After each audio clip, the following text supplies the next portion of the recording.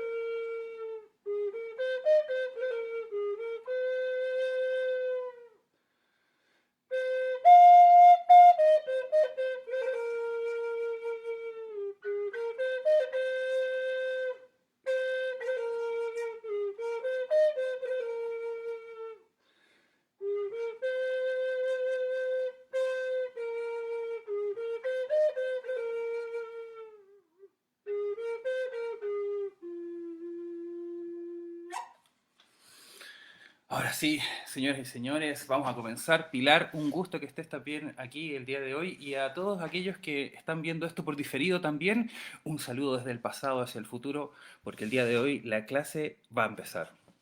Entonces, pongámonos serios, serias. ¿Qué es una historia? Quizás no se lo ha preguntado, quizás sí. Si no se lo ha preguntado, este es un buen momento para hacerse la pregunta. Yo, ¿qué es una historia? Y si tiene alguna respuesta por ahí, vaya escribiéndola en los comentarios, que ahora sí que sí, en esta clase yo puedo ir leyéndolo en vivo y en directo, ¿sí? Y así vamos a ir estableciendo un diálogo en esta clase a través de estas frías pantallas del mundo en cuarentena.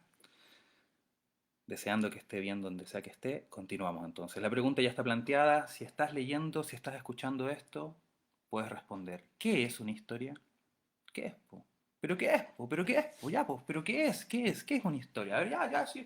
Ay, las historias sí, las historias. Ya, pero ¿qué es una historia? ¿Ah? ¿Ah? ¿Ah? Vamos a ver nada más. Voy a empezar a revisar por acá si es que ya tenemos algunos comentarios. Y por ahora nada. Así que nada más. Voy a empezar compartiendo con ustedes un par de ideas y así, si se les van apareciendo cosas, nada más, no sean tímidos, tímidas, ahí tienen la barrita de comentar para dejar también sus aportes y para que esto no se transforme en un monólogo, que eso ya tenemos varios, y empecemos a habitar este espacio digital también como un diálogo.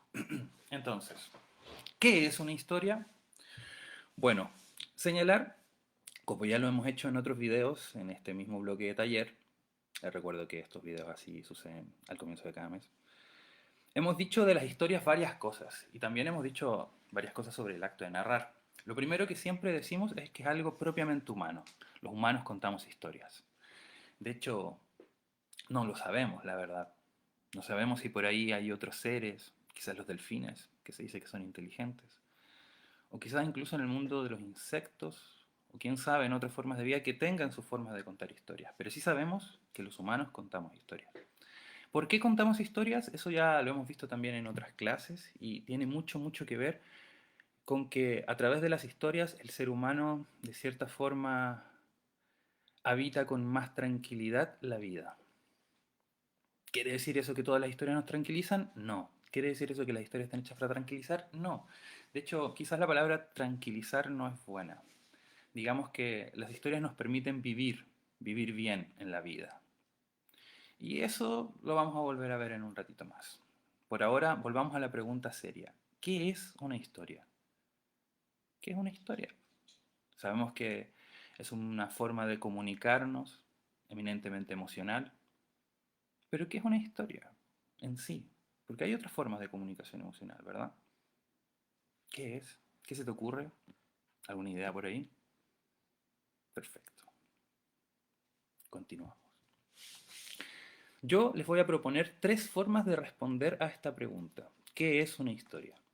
Y vamos a verlas en este orden. La primera es una forma que se desprende de una cosa llamada narratología. ¿Qué es la narratología? Ya lo veremos.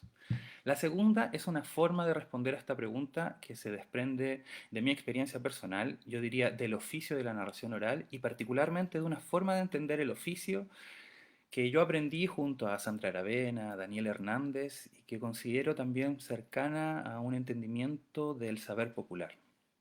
Y una tercera forma de responder a esta pregunta que surge también de mi experiencia como narrador oral, pero también que nos abre a una otra dimensión, una dimensión en la que nos vamos a hacer las preguntas tales como, ¿es cierto eso de que estamos hechos de historias? ¿O es solo una frase cliché muy bonita que algún día quizás probablemente entre poetas esté bien, pero ¿qué de verdad hay en ello? Bueno, eso lo veremos el día de hoy. Entonces partamos.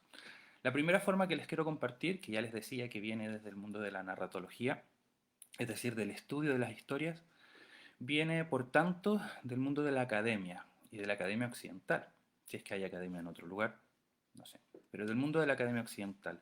La narratología surge por allá por la década del 60 más o menos como un campo compartido. Está habitado tanto por lingüistas como por personas que estudian la cultura, filósofos, filólogos, por supuesto, y un sinfín de distintos campos académicos que se encontraron en el estudio de qué es una historia. Sin embargo, a pesar de que la narratología surge en la década del 60, ya desde la década del 30 más o menos del siglo XX, hay ensayos para responder esta pregunta desde una perspectiva científica, todas las cuales podríamos decir que se enmarcan en algo llamado estructuralismo. Ahí podemos encontrar los trabajos más antiguos como Morfología del cuento, de Propp, y varios otros. Sí, ahora, si queremos ponernos así exhaustivos, esa mirada diríamos que se funda en una muy, muy, muy, muy antigua que viene del mismo Aristóteles. ya que, si mal no recuerdo, fue él quien en la Poética se pregunta qué hace que de todas las historias que existen en la humanidad, algunas perduren por centurias, milenios, eones por completos, eras enteras, y otras pasen al olvido. Esa también es parte de las preguntas que se realizan en la narratología. La narratología, entonces, esta forma de entender las historias desde la ciencia, hoy la voy a plantear con una cosa muy, como una definición muy breve, muy pequeña, y que ya inmediatamente nos vamos a dar cuenta que probablemente nos va a resultar como el zapato chico, no hay en el pie, como que algo nos va a faltar. Pero lo hago a propósito. Y por lo demás, si usted quiere aprender sobre narratología, no me crea, vaya, tenemos a Google o haga preguntas por ahí y ahí ya vamos viendo, ¿sí? Al final de este video, todas las preguntas vamos a tratar de contestarlas también. ¿Cómo entiende la narratología esta primera forma de ver científica, lingüística, académica las historias? Pues con esta definición. Las historias son un conjunto de acontecimientos ordenados en el tiempo.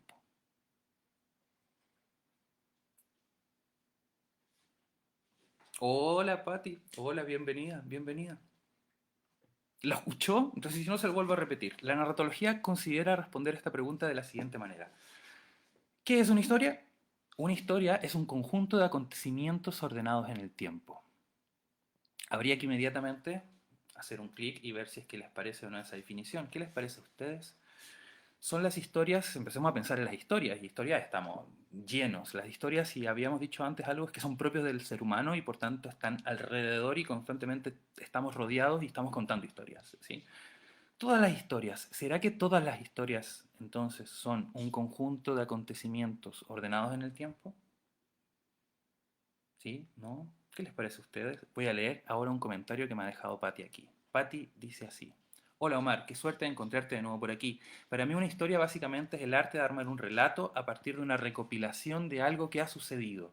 Mira, justamente, aquí ya podemos empezar a armar un contrapunto, ¿no? Porque precisamente lo que yo tomo de lo que tú me dices es que efectivamente, tras cada historia lo que hay un proceso en que el ser humano, de un todo, escoge, selecciona, recopila, diría Patti en este caso. ¿Sí? Ella se refiere de algo que ha sucedido, pero yo al tiro hago la contrapregunta. ¿Será entonces que todas las historias refieren a algo que ha sucedido? Y si es así, ¿en qué medida, en qué sentido? ¿Sí? Por ahora volvamos entonces a esta definición y vuelvo a hacer la misma pregunta. ¿Será entonces que la posición de la narratología o del estructuralismo tiene razón y entonces las historias son un conjunto de acontecimientos ordenados en el tiempo? Yo, al menos, y así vamos avanzando en esta clase, porque como ya le digo, tengo tres ideas y me interesa sobre todo la tercera. Voy a decir que sí, pero. Voy a hacer así como esas fintas que de pronto uno se permite decir, sí, pero un sí condicional. Yo voy a decir, sí, es cierto, las historias son aquello. Pero, diré yo, habría que entonces aclarar qué vamos a entender por acontecimiento y de qué forma se puede ordenar una historia en el tiempo. Y ahí entonces es que el campo amplio de la narratología, del estudio sobre las historias, señala una diversidad de respuestas. Cuando se refiere a que las historias son acontecimientos, un conjunto de acontecimientos ordenados en el tiempo, y luego decimos qué son los acontecimientos, hacemos un doble clic y de pronto abrimos eso y nos damos cuenta que adentro hay un montón de cosas. Porque también, si bien es cierto que las historias se generan a partir de acontecimientos ordenados en el tiempo, aquellos acontecimientos no suceden porque sí. Nada sucede que no le suceda a un alguien. Por tanto, dentro de aquellos acontecimientos nos damos cuenta que hay una serie de elementos, diríamos, los bloques con los cuales se construyen las historias. Entonces, en los acontecimientos podemos encontrar los personajes, podemos encontrar lugares, podemos encontrar objetos, pero también podemos encontrar relaciones particulares entre este tipo de personajes.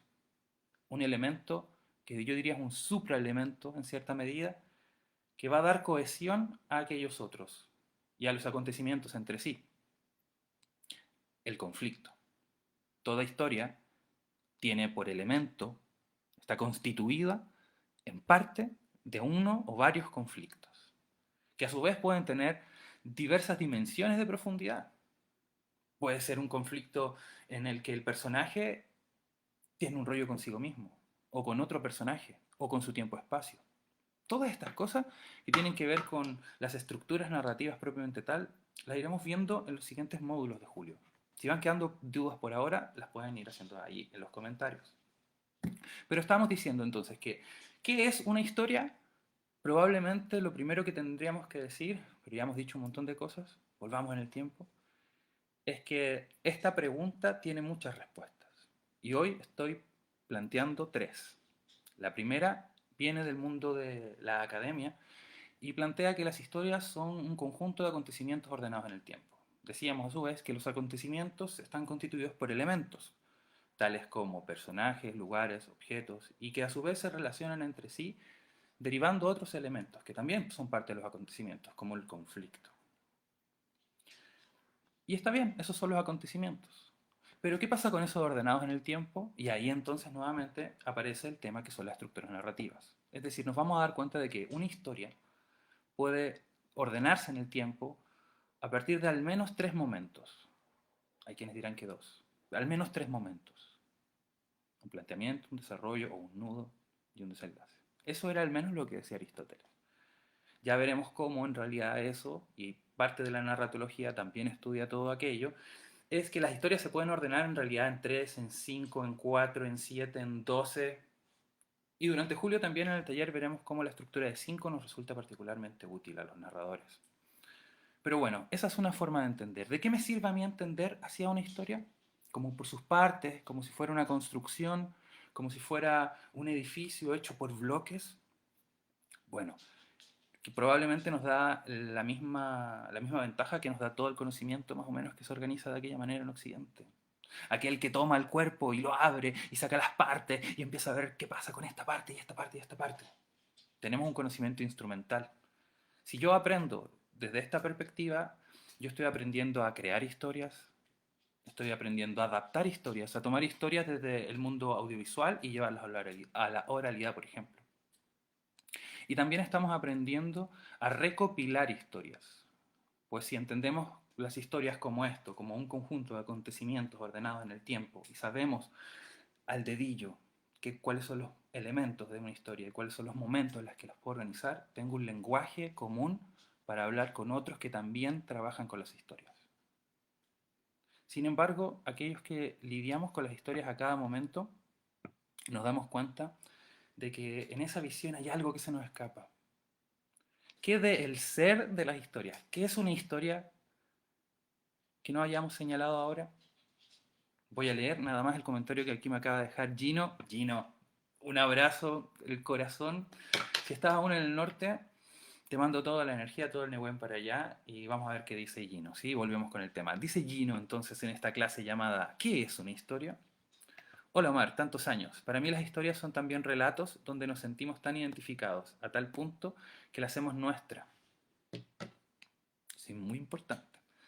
Puede que no sean reales, que sean imaginaciones, un poco lo que refería antes Patty, ¿se acuerdan? Ella considera que son recopilaciones de algo que ha sucedido, y aquí nos dice que no necesariamente, o deseos de ciertos individuos, que las logran insertar en el colectivo mental y se van haciendo cada vez más reales, a tal punto que trascienden en el tiempo. Acá aparece nuevamente aquella dimensión mira, se vino al sur, novena región, un abrazo también a la novena región, si es que hay alguien ahí, lo dejan por ahí. Las historias se asocian al tiempo, efectivamente.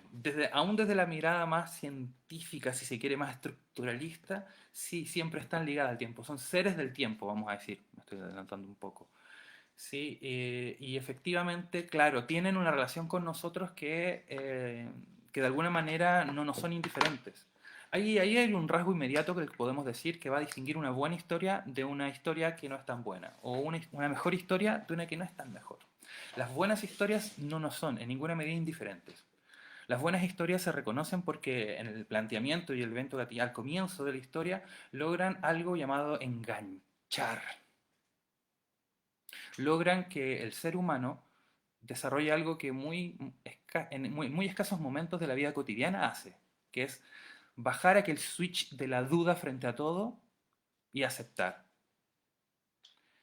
Y entonces entramos en la historia.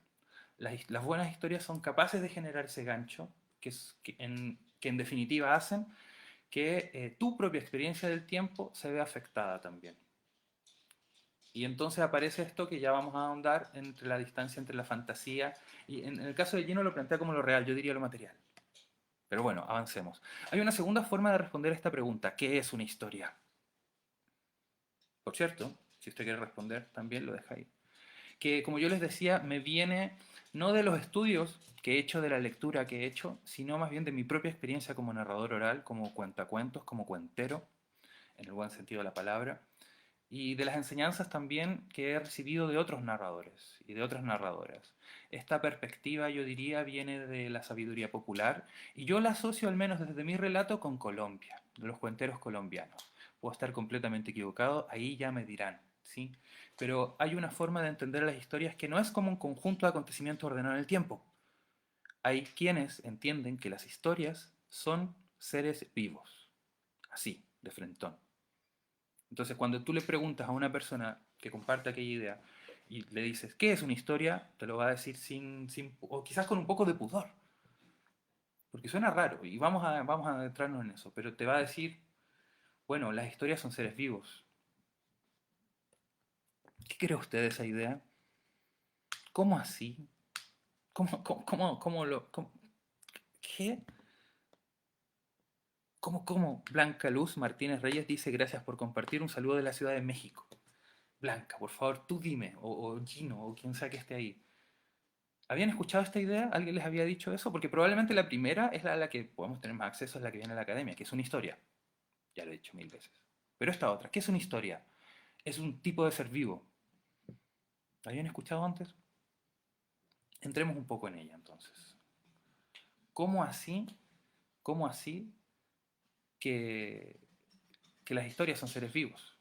Carlos Manuel Rutnik Cruces me dice, hola Omar, gracias por compartir parte de tu repertorio en mi programa. Perú. Cuando desees, hacemos un programa contigo y tus cuentos. Yo feliz, ningún problema. ¿Sí? Desde ya, a lo que me quieran invitar, yo suelo decir que sí, así que no me hago nada de rogar. Continuemos entonces. ¿Cómo es que las historias pueden ser seres vivos? ¿A qué me estoy refiriendo? ¿Es esto simplemente una volada hippie? Pues no, señora, no, señor. Y va a ver que tiene un sentido muy, muy, muy útil para quien quiera dedicarse a contar historias. A ver, las historias son seres vivos se puede plantear de dos maneras. La primera viene y tiene quizás incluso un respaldo en la teoría de Richard Dawkins, o Dawkins, no sé cómo se pronuncia, el creador de la teoría del meme. En aquella idea nos plantea, o más bien del libro El gen egoísta, nos plantea la idea de que yo no sé si ustedes saben, pero todo lo que está vivo en el planeta Tierra, según la narrativa actual vigente en la ciencia biológica, es expresión del ADN. ¿Sabían ustedes eso, no? ¿Y qué es el ADN? ¿Se han hecho esa pregunta? ¿Qué tiene que ver esto con la historia? Bueno, el ADN, al parecer, es algún tipo de código o mensaje. ¿Sí? Un tipo de código o mensaje. En definitiva, no sé si usted sabe, pero todo lo que se expresa en nuestro cuerpo, los rasgos de nuestro cuerpo, las cosas que nos permiten justo en este minuto estar frente a una pantalla mirando un video y a mí estar hablando y comunicando, todo aquello viene de la labor que se realiza dentro de nuestras células, en la cual unas cositas pequeñitas, muy pequeñitas, toman este código llamado ADN y lo transcriben. Mire las palabras, un código se transcribe en proteínas y otras cositas. Desde esta perspectiva, podríamos decir que los seres vivos somos seres leídos. Y desde ahí ya podríamos empezar a difuminar aquella frontera entre la biología y la cultura. De hecho, lo que el aporte de este libro, El gen egoísta, hace es tratar de tomar esta idea de la evolución y llevarla al mundo de la cultura. Y ahí vamos a decir entonces que en la cultura también existen, así como los genes que se van de individuo en individuo replicando y mutando, en la cultura también hay pequeños códigos o paquetes de información autorreplicantes. ¿Sí?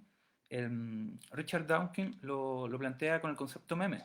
El meme es un pequeño paquete autorreplicante de información que va pasando de organismos en organismos y va mutando.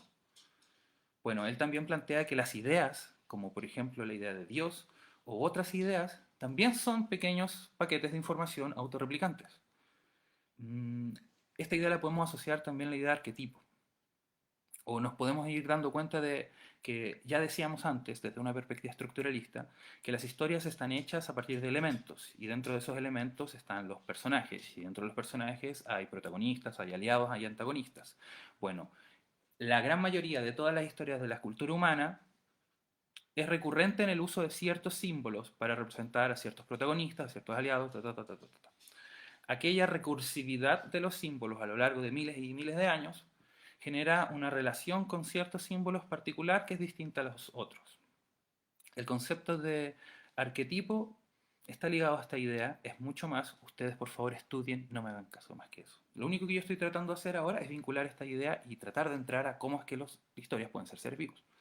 Entonces, digamos que si bien existen, como los memes, pequeños paquetes de información que en la cultura viajan y se replican y mutan, ya empezamos a darnos cuenta inmediatamente que los cuentos populares, tales como, por ejemplo, La Caperucita Roja, es un cuento que tiene cientos de miles de versiones y ha viajado de persona en persona, de cultura en cultura, mutando a su alrededor.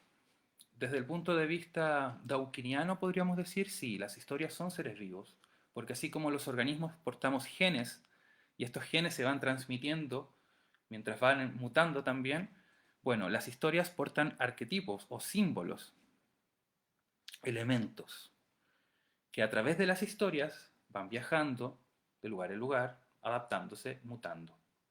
Y eso les permite seguir vivas. En ese sentido, podríamos decir que las historias podríamos entenderlas como seres vivos, porque en vez de decir que son conjuntos de acontecimientos, en esta forma de entender, diríamos que es un sistema. ¿Sí? Y son sistemas autorreplicantes. ¿Cómo es que en este caso vamos a decir que si las historias son seres vivos, se autorreplican? En realidad no se autorreplican, se correplican, nos necesitan a nosotras, nosotros, nosotros. Las historias, desde el punto de vista estructuralista, no solamente deben tener estos elementos y estar ordenados en un conjunto de momentos, ¿no? Ahí ya tenemos una trama. Las historias desde el punto de vista estructuralista, para que estén juntas entre sí estas partes y tenga sentido y genere el efecto que se busca generar con las historias, deben tener coherencia, rasgos entre las partes. La coherencia remite a una relación armónica entre las partes que componen la historia, ¿verdad? Debe ser pertinente, es decir, debe decir algo a alguien en un momento. Y además deben ser plausibles, deben ser creíbles, a pesar de que sean fantasías extraordinarias. Entonces, estos elementos deben estar en un conjunto que les permita existir. ¿Sí? Desde el punto de vista de la oralidad, de entender a las historias como seres vivos, vamos a decir que las historias, para poder ser transmitidas, son como organismos que generan un bien en aquel que los porta. Y por eso las transmitimos. ¿Cuál es el bien que generan las historias en nosotros? Al menos tradicionalmente, las historias se han entendido que portan sabiduría. ¿Qué es la sabiduría? La sabiduría es una forma del conocimiento aplicada a responder la pregunta de cómo vivir bien, cómo podemos vivir bien. Entonces, hay toda una otra perspectiva. Yo quiero ahora detenerme a ver estos comentarios y volvemos ahora a abrir la tercera forma de entender las historias, que es la que yo decía que más me interesa compartir con ustedes el día de hoy, las otras también, pero recordar que lo que estamos haciendo aquí en esta clase es el marco teórico de lo que vamos a estar desarrollando en las clases del taller Cuentacuentos durante el mes de julio dedicado a las historias. Cómo vamos a ver distintos tipos de estructuras narrativas y por qué la de 5 momentos es la que nos vamos a quedar, cómo a partir de aquello podemos tener un entendimiento sobre los cuentos en particular, qué hace buenos, mejores o peores a las historias, cómo crear historias, cómo adaptar historias, cómo recopilar historias. Eso es julio. Vamos a los comentarios entonces en este momento. Y hola Su, dice, un tipo de ser vivo, quiero escuchar esa explicación. Bueno, dime qué te ha parecido hasta el momento, por ahí vamos entrándole al tema, ¿sí? Gino dice, las historias pueden ser seres vivos, toman un papel sentimental trascendental. Efectivamente, la forma en que las historias hacen para poder seguir vivas es porque su forma de transmisión tiene que ver con ese gancho. Ese gancho que nosotros sentimos es un gancho eminentemente emocional y por lo general está asociado también al elemento del conflicto. Cómo enganchamos con ciertas historias y no con otras tiene que ver probablemente con eso, es como su aparato reproductivo, diría yo. Mm. Vean que desde la perspectiva de entender a las historias como seres vivos, se nos abre un nuevo campo de metáforas. Podemos entender que las historias entonces tienen un alma, una cosa abstracta, un sentir, tienen un esqueleto, tienen carne, tienen piel. Y vean cómo también eso, insisto, no es una idea mía, esto yo creo que es otra visión sobre las historias compartidas desde cierta rama de la narración oral de la cuentería. Aldo Vidal dice, Galeano, que dice que no estamos compuestos de átomos sino de historias, y quizás por tanto las historias están compuestas de humanidad, por tanto seres vivos. Ah, mira, muy bien. Voy a volver ahí, Aldo, porque por ahí entramos a la tercera forma de entender las historias que quería compartir el día de hoy. Blanca Luz dice, sí, creo que las historias están vivas, los narradores le damos voz y no poseen por ser transmitidas. Precisamente. Vean cómo, desde la perspectiva estructuralista, ¿qué es un narrador? Un narrador tiene hartas historias, ¿verdad? Desde el punto de vista estructuralista, una historia puede ser, si es que es original, y si es una expresión original, puede ser una obra. Desde ese punto, desde esa forma de entender las historias, las historias pueden ser obras. Obras culturales compartidas del patrimonio u obras individuales. Y si son obras individuales, tiene una parte que puede ser propiedad. ¿Sí? Desde esta otra forma de entender las historias como seres vivos, lo que vamos a darnos cuenta es que se desprende algo diferente. Si de la perspectiva estructuralista lo que tomamos es la habilidad que nos da tener un lenguaje común para poder hablar de todas las historias compartiendo ideas, hablar del conflicto, de narración en primera persona, en tercera persona, hay todo un lenguaje que nos aporta esa forma de entender las historias. ¿Qué nos aporta esta forma de entender las historias como seres vivos? Una ética. Porque la forma en la que un narrador oral se relaciona con sus historias no puede ser la forma en la que cualquier trabajador se relaciona con su instrumento de trabajo. Porque cuando decimos que las historias son seres vivos, también estamos diciendo que las historias merecen respeto. Y entonces ya no vemos a las historias como algo que yo ocupo, sino más bien algo con lo que yo me relaciono. Y ahí hay todo un otro campo de experiencias. Quizás desde ciertas formas de la narrativa, quizás desde el mundo audiovisual o desde otro lugar, aquella condición y aquel entendimiento ético de la relación del narrador con las historias, con sus historias, con nuestras historias, eh, tiene que ver con la ética, con el entender de que la historia es dueña de sí misma. Y que a veces si tú quieres como contar un cuento, pero por dentro sientes que el cuento patalea, patalea porque no quiere salir, y tú lo fuerzas, la jodes y te va mal. A mí en experiencia, al menos personal, puedo dar fe, puedo dar experiencia de que así ha sido. ¿Sí? El entendimiento de que las historias son seres vivos no solamente nos permite verlas como en sus partes estructurales, como un esqueleto, un cuerpo, etc. Nos permite poder relacionarnos con ella, entendiendo también que hay una dimensión en la que la historia se va a develar para ti, pero siempre va a ser un misterio y vamos a tener una relación, los narradores con nuestra historia. No quiero decir como un entrenador Pokémon con sus Pokémon, ¿eh? Si quieren, puede ser, en tanto sean amigos. Yo diría más bien como el narrador establece una relación con sus historias, como un amigo con otros amigos, y se ayudan mutuamente. Entonces también desde esa ética se desprenden ciertas actitudes. Hay cosas que yo puedo hacer que sé que son en beneficio mío, pero no benefician a la historia. Entonces quizás no es justo. ¿Ven? Entonces, cómo de qué es una historia se va a desprender también una actitud frente a ellas. Entonces, continuemos. Esta segunda visión nos abre paso a una tercera visión sobre qué son las historias, que es lo que ya me decía Aldo. Galeano dice que no estamos compuestos de átomos, sino de pequeñas historias. Y ahora llegué a la frase que quería llegar. Ya, a ver, esa frase yo creo que todos nosotros y nosotros la hemos encontrado por ahí. Pero, ¿qué quiere decir? ¿Es simplemente otra frase más que podemos poner en un pequeño calendario para vender en las micros cuando volvamos a andar en micro? ¿Qué de verdad hay en aquella frase? ¿Estamos hechos de historias?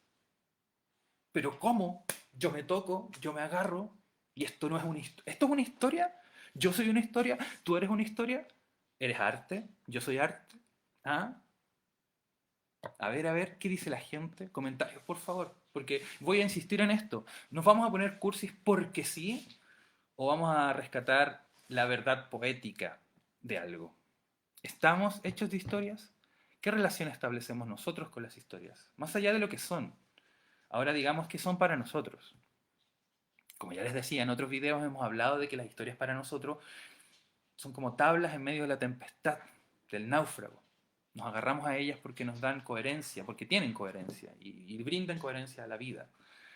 Nos ofrecen un norte. Pero, a ver, de nuevo, ¿por qué pasa eso? Po. ¿Sí? Vamos a ver entonces si es que tenemos por acá alguien se atreve a darnos una respuesta. Sé que hay un lag, así que voy a continuar nada más. Pero ya sabes, escriba ahí, yo después, si no ahora, me voy a dar el tiempo de responder a cada quien. Tercera forma de responder a la pregunta, ¿qué es una historia? Dice así.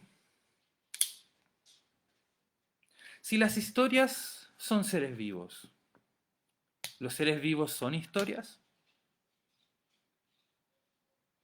¿Así nomás? Yo diría que no. No, los seres vivos no son historias. Y no, nosotros no somos historias. No. Y si usted me dice que estamos hechos de historias, yo le digo que no, no, los seres humanos no estamos hechos de historias. No del todo. Y ese es al punto al que quería llegar. Porque sí, efectivamente, parte de nosotros está hecha de historias. Se construye a partir de historias. Y las historias efectivamente son un modelo para la construcción de nosotros. Sin embargo, no es todo lo que somos. Porque así como las historias se construyen para poder llegar a algo que sabemos que no podemos llegar porque el lenguaje no son las cosas, las historias también develan algo de nosotros, pero solamente aquello que nosotros podemos decir de nosotros mismos. ¿Qué quiero decir con esto? Esta es la segunda forma de entender cómo es que las historias son seres vivos y cómo es que nosotros nos relacionamos con las historias. Hay una, o no sé si hay, bueno, sí, existió y sigue existiendo y su pensamiento sigue vivo. Hay una mujer llamada Françoise Dolto. ¿Les suena? ¿La han escuchado antes? ¿No? Francoise Dolto. Búsquenla. Ella fue, es una psicoanalista francesa. Y parte de lo que les voy a comentar ahora viene de ella. Mira, Valesca dice somos la consecuencia de nuestras historias. Sí, yo digo que sí. Somos la consecuencia de nuestras historias. Estoy de acuerdo. Estoy muy de acuerdo. Pero ¿siempre somos la consecuencia de nuestras historias? ¿O hubo un momento de nuestra historia que no fuimos nosotros los narradores? ¿Somos narradores o somos seres narrados? Ya antes decíamos desde la perspectiva del ADN que somos el resultado de una lectura. Somos seres leídos. Ahora vamos a entrar a esta otra dimensión que nos abre también Valesca. François Dolto y otras personas señalan la idea de que el ser humano no comienza a existir en el momento de su nacimiento. Ah, bueno, van a decir, estoy de acuerdo. El ser humano comienza a existir por allá, por las 3 semanas, 4 semanas, 5 semanas. No, no, no, en la concepción. Bueno, François Dolto dice, no, no, no, no, no. Cada quien comienza a existir desde mucho antes. ¿Cómo así? ¿Cómo es posible? Sí, porque el ser humano sostiene esta perspectiva narrativa de la vida, no comienza a existir cuando la persona, uy, se me fueron, biología por favor, cuando el este se encuentra con el este otro y plum, no. El ser humano comienza a existir antes que como un ser material, como un ser simbólico, como un ser imaginario. Esto quiere decir que usted comenzó a existir en el momento en que su papá o su mamá comenzaron a soñar o a temer la idea de un hijo. Cuando la niña o el niño jugaban con las muñecas y comenzaron a crear una forma de embrión imaginario, en el momento en que se ponen a sí mismos simbólicamente como padres, comienzan también a tejer un pequeño germen, diríamos. El mismo que luego se teje con todos los demás en el momento de nuestro nacimiento.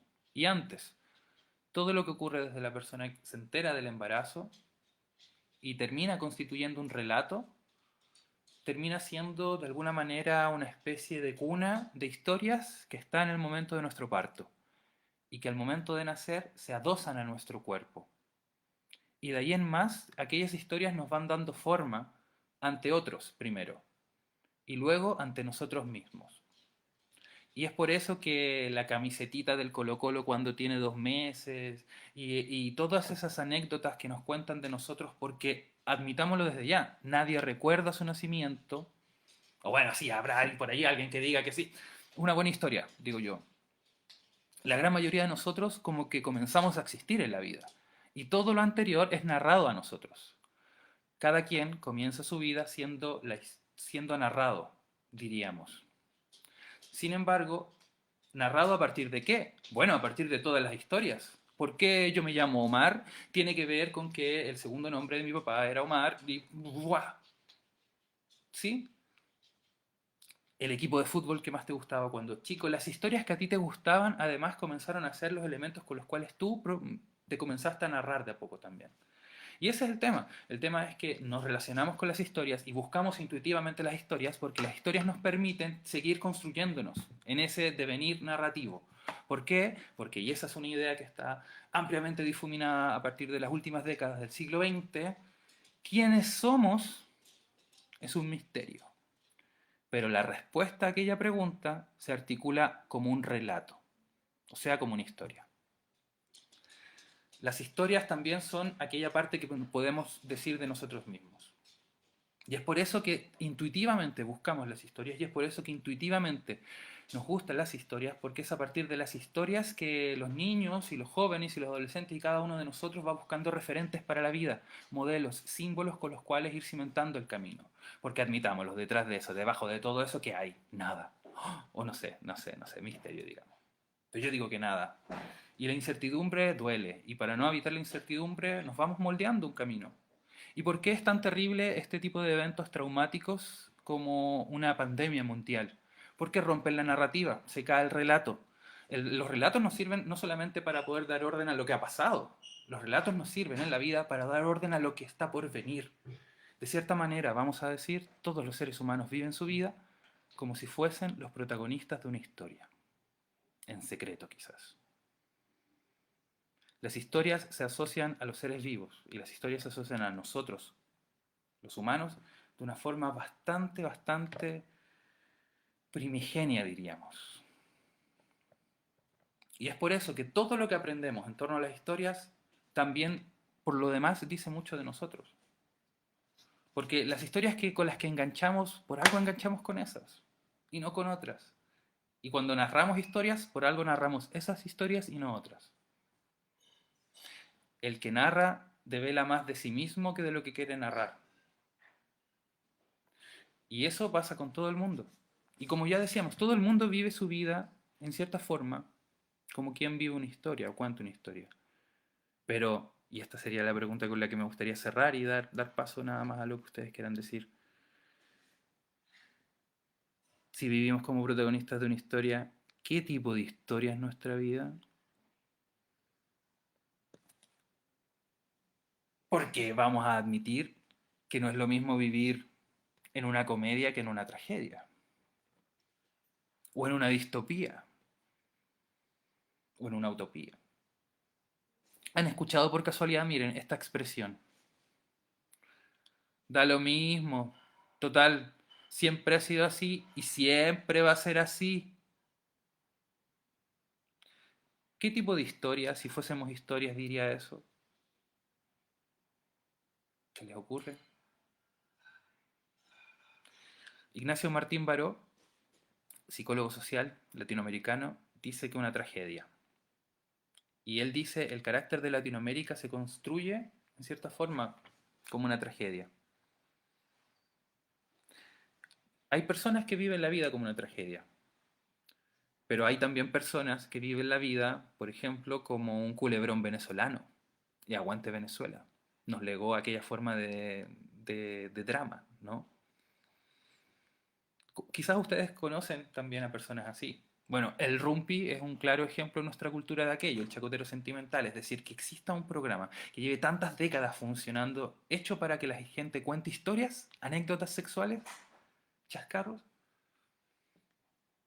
Eso habla también de otra forma de habitar la vida que está muy presente en nuestra sociedad. Hay gente que vive la vida como una comedia. Y entonces saber cómo es la estructura de una comedia nos ayudaría también a poder ir viendo esto. ¿Qué diferencia hay entre una comedia y una tragedia? ¿Te lo sabe? ¿No lo sabe? En la tragedia el destino está develado. Al comienzo de la historia se plantea algo, el héroe lucha y finalmente se cumple. Es una tragedia. No hay nada que hacer. En la comedia, el personaje vive aventuras y siempre termina zafando, aunque tampoco él domina el destino de su historia. Pero al final zafa. Hay otra forma de vivir la vida, que también puede ser de cierta manera, no sé, tóxico. La palabra tóxica se ocupa mucho hoy en día. Pero no sé qué opinan ustedes de esta, porque ¿saben qué? Véanlo. Nosotros narramos historias, afectamos a los demás, pero también todo el tiempo nos están contando historias. Historias que nosotros podemos tomar o no tomar para incorporar a quienes somos. Las buenas historias, y esa es otra cosa importante que define una buena historia de una mala historia, entre comillas, pasan a ser parte de nuestras vidas. Y en este sentido, entonces, vean cómo hace muchos años atrás hubo un candidato llamado Goldborn. ¿Lo recuerda? Si no lo recuerda, búsquelo por ahí, búsquelo en YouTube, busque su propaganda, porque eso es justamente el uso de la narrativa puesto a este servicio. Vean cómo la historia de Goldborn se planteaba así. ¿Puede un joven de escasos recursos ir al mejor liceo del país? ¿Puede un joven que fue al mejor liceo público entrar a la mejor universidad del país? Puede, y así, ¿no? Para darnos a entender de cómo se va construyendo desde abajo y llega arriba y logra el éxito. ¿Cómo se llama ese tipo de historia? Hay una parodia de ese tipo de historia, que es la de El mentalidad de tiburón. Eso es épica. La épica desde siempre ha sido el género de los reyes y los monarcas, y es la historia del héroe. ¿Sí? Pero ¿qué héroe, qué tipo de héroe es el que se forma ahí? ¿Qué narrativa nos deviene ese? El héroe neoliberal. El neoliberalismo y toda forma de dominación política, o más bien, todo régimen político, independiente que sea una forma de dominación per se, todo régimen político está asociado a relatos y a historias. Construye relatos y nos ofrece relatos desde los cuales nosotros construimos el sentido de nuestra vida. Cuando chicos, todos nosotros escuchamos las historias que debíamos seguir. Y todos vivimos la vida en algún momento, la vivimos en algún momento como un guión, como si estuviésemos siguiendo un guión. Eso le pasa a todo el mundo, y no es casual. Y es por la relación que los seres humanos tenemos con las historias. La épica individualista se puede contrastar con otra épica, la épica que nos ofrecen los cuentos de tradición oral, una épica colectiva, donde el que llega arriba no llega por su propio esfuerzo y porque fue el más bacán de todos, ganándole a todos. Algo un poco como la épica de un Iron Man, por ejemplo, un fabricante de armas que termina salvando el mundo, pero por él, su sacrificio. El héroe solitario, masculino, viril, el que construye torres. Hay otras formas de héroes y hay otras formas de épica, ¿sí? Pero es ahí donde quería llegar y aquí me quería detener con la pregunta. Entonces, ¿qué es una historia? El día de hoy hemos abordado tres formas diferentes de entender qué es una historia. Y hemos dicho que dependiendo de cómo yo responda a esta pregunta, probablemente de mí se va a desprender un set de habilidades como narrador y también una ética en particular. Y por lo demás, voy a poder o no entender que esto que yo hago, el hecho de crear, de contar, de adaptar historias, no es solamente algo que hago porque me lo piden. Desde esta tercera forma de entender las historias, poniéndole ojo a qué cuento, cómo lo cuento y por qué lo cuento, también estoy brindándome a mí mismo modelos para yo ser el narrador de mi vida. Hay muchas cosas que decir probablemente que en este minuto están quedando de lado. Y aquí nada más me quiero detener para poder leer un poco sus comentarios. Si tienen algún tipo de pregunta, algún tipo de comentario, desde ya déjenlo por favor en el chat. Yo los voy a leer y también voy a responder. ¿Sí? Y si les gustó, bueno, pueden compartir este video, esta clase abierta, como ya les contaba, es la primera del taller Cuentacuentos que ya se viene desarrollando hace algunos meses y que este mes vamos a entrar nuevamente, vamos a comenzar el ciclo de qué son las historias, cómo crear buenas historias, cómo crear cuentos, cómo adaptar historias de los formatos audiovisuales, cómo hacer recopilación oral, qué podemos hacer a partir de un entendimiento profundo sobre aquello que a veces damos por sentado. ¿Sí? Entonces, también decirles que si ustedes quieren, los módulos del mes de julio los voy a dejar anotados en la descripción. de este video, pueden inscribirse a una única clase si quieren, pueden inscribirse de manera mensual al taller si gustan, o también si es que ninguno de los horarios del grupo jueves a las 7, de 7 a 9 de la tarde, o el grupo de sábado de 11 a las 1 de la tarde, no les satisface, podemos buscar un horario particular para ustedes en clases particulares. ¿Sí? Entonces, desde ya muchísimas gracias. Voy ahora a leer sus comentarios.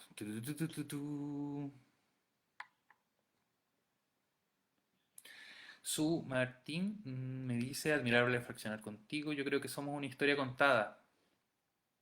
Somos la consecuencia de nuestras historias. Contaré una historia, dice Yací Orquera.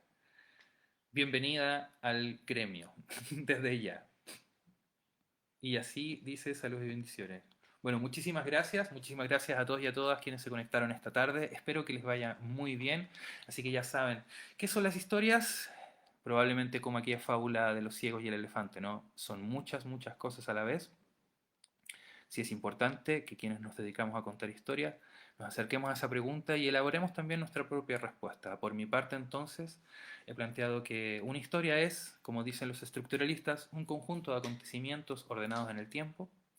Una historia es un ser vivo y hay que tratarlo como tal. Y una historia es un modelo para la construcción de estas historias con patas que al menos parcialmente sí somos. Entonces, nos vemos, muchísimas gracias y aplausos totales para ustedes, pero por sobre todo a las historias de nuestra vida. La historia todavía no se acaba, señoras y señores. Ah, mira, Pilar me da una reflexión final, la voy a leer y ahí nos vamos. Pilar dice, me quedo con varias cosas. Uno, devela más de sí mismo que de lo que narra, la dimensión ética, en fin, gracias Omar. Sí, sí, sí. Y así me dice que cuente una historia. ¡Ah! Bueno, ya, como les digo, yo soy nada rogado en este caso, así que vamos a terminar este taller, esta clase, con una pequeña historia. Esta historia, desde ya, los invito a verla en su versión original de un narrador colombiano de apellido Buenaventura. Tengo casi toda la impresión que se llama Aníbal. Si me equivoco, por favor, cuenteros ahí, corríjanme. Y si mal no recuerdo, el cuento se llama La Creación. Y dice así. Una adaptación, por supuesto.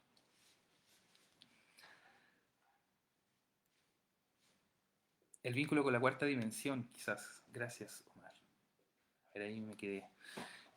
Bueno, sucedió hace mucho tiempo que existió un Dios creador. Un Dios creador que un buen día, aunque días en realidad aún no habían, se puso a crear el mundo y desdeñando aquella terrible tradición divina de hacer a los demás seres a imagen y semejanza, se puso a crear el mundo pero como los niños se ponen a jugar, así por hacerlo nada más. Y entonces lo primero que hizo fue pensar de qué forma iba a ser, de qué forma va a ser, de qué forma va a ser, cuadrado, triangular, como una pirámide, como no, redondo. Redondo, redondo, redondito, dijo. Y entonces comenzó a darle forma. Y al terminar de hacer aquella esfera redondita, redondita, redondita, se dio cuenta que debajo de las uñas y entre medio de los dedos le habían quedado algunos pedazos, algunos fragmentos, algunas migajas, algunos desechos. Y contrariado nada más, los sopló y aquellos fragmentos, migajas, desechos, terminaron cayendo en un profundo abismo que ya existía desde antes. Y ahí nada más aquel dios juguetón infantil siguió creando. Y creó las montañas, y creó los mares, y creó el sol, y creó la luna, y creó las plantas, y creó a los animales. Y tras cada creación se daba cuenta que entre medio de los dedos y debajo de las uñas le quedaban pedacitos, migajas, fragmentos, desechos, y contrariado los seguía tirando todos en lo profundo del abismo, que ya existía desde antes, hasta que en un momento el hombre, la mujer, lo humano, se miró a sí mismo y entre sí y se dio cuenta de que aquel dios, al parecer, no tenía intención de crearlo.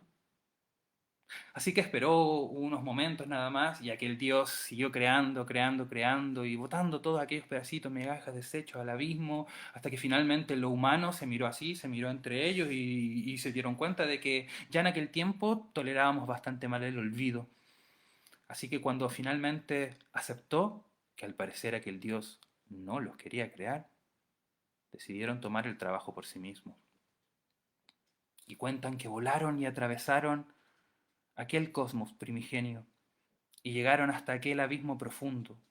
Y en lo profundo de él, con todos aquellos pedacitos, migajas, fragmentos y desechos, cuentan que comenzaron a hacerse a sí mismos, unos a otros y a otras, y a sí mismos también. Y es así como cuentan, que por eso, en cada ser humano, hay un poco de montaña y hay un poco de mar, hay un poco de sol y un poco de luna, hay un poco de plantas y un poco de animales. Y es así como cuentan que desde entonces la historia todavía no acaba, porque así seguimos haciéndonos unos a otros y a nosotros mismos con pedacitos, migajas, fragmentos, desechos. Si mal no recuerdo, el cuento se llama La creación, de Aníbal Buenaventura. Búsquenlo si no, no me crean. Que les vaya bien.